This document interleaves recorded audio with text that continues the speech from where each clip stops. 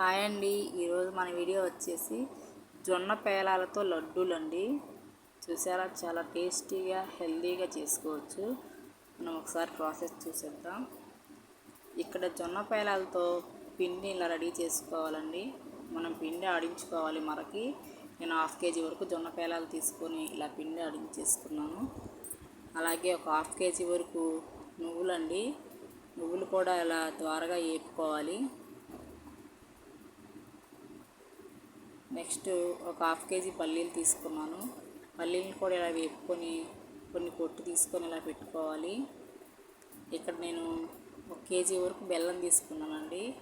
బెల్లం ఇలా స్మూత్గా మెత్తగా ఉండాలి. ఇక్కడ పల్లీల్ని మిక్సీ జార్లో తీసుకొని ఇలా గ్రైండ్ చేసుకోవాలండి, మెత్తగా పిండిలాగా. ఇలా మన వీడియోలో చూపించే విధంగా ఉండాలండి, మెత్తగాని. అలాగే నెక్స్ట్ నువ్వులు కూడా ఇలా మిక్సీ జార్లో తీసుకొని గ్రైండ్ చేసుకోవాలి. మెత్తగా పిండిలాగే ఉండాలండి నువ్వులు కూడా. చూసారా ఈ విధంగా.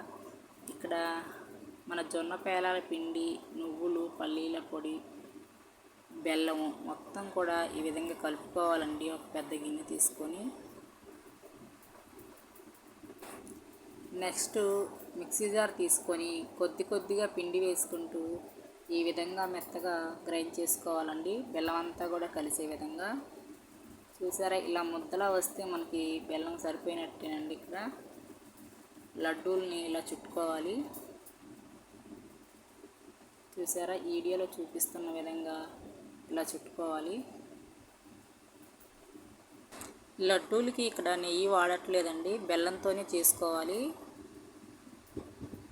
చూసారా ఫ్రెండ్స్, ఇక్కడ లడ్డూలు అన్నీ కూడా రెడీ అయిపోయాయండి.